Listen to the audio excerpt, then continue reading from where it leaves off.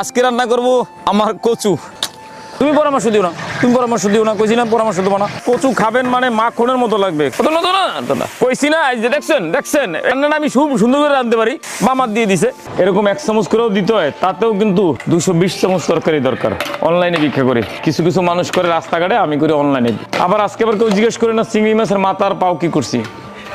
আজকের তরকারি আল্লাহর আমাদের খুব খুব ভালো হয়েছে।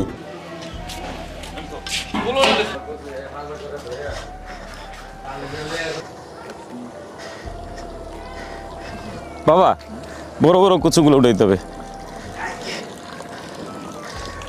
প্রিয় শুভাকাঙ্ক্ষীগণ, আপনাদের সকলকে জানাচ্ছি অনেক অনেক প্রীতি শুভেচ্ছা।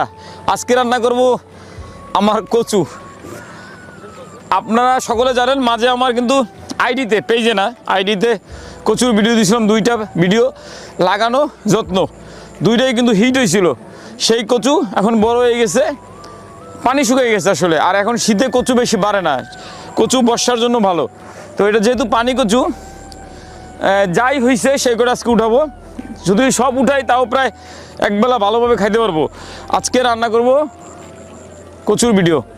আমরা যদি বলে রাখি, বর্তমান সময় আমাদের খাওয়া দাওয়ায় কষ্ট নাই। অনেক প্রবাসী শুভাকাঙ্ক্ষীরা, দেশি শুভাকাঙ্ক্ষীরা আমাদের খাওয়াচ্ছে, তবে সবজি কম খাওয়া হচ্ছে। যার জন্য আজকে চিন্তা করছি সবজি রান্না করব। নিজের চাষ করা ক্ষেতের কচু নিজেরাই, আমি নিজেই পুরো লাগাইছি, নিজেই যত্ন করছি, এখন কচু হয়েছে। আজকে কচু রান্না করে খাওয়াবো। বাবা মারা খেয়ে কত আনন্দ হয়, খুশি পায়, সেটা আপনাদের দেখাবো।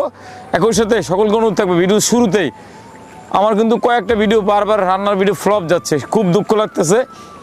তো এত কষ্ট করে রান্না করি, পরিশ্রম করি, আপনাদের দেখাই, যদি ভিউ না পাই তাহলে তো খুব কষ্ট লাগে।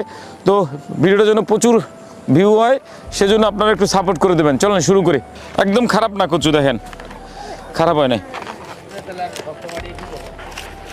3-4 মাসের কচু, 3-4 মাস, 4 মাস আগের কচু।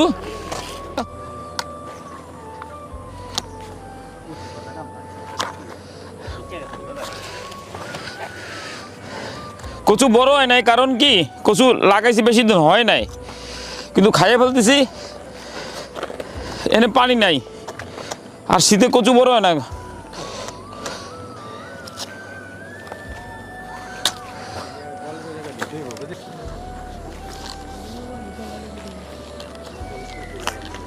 হুম,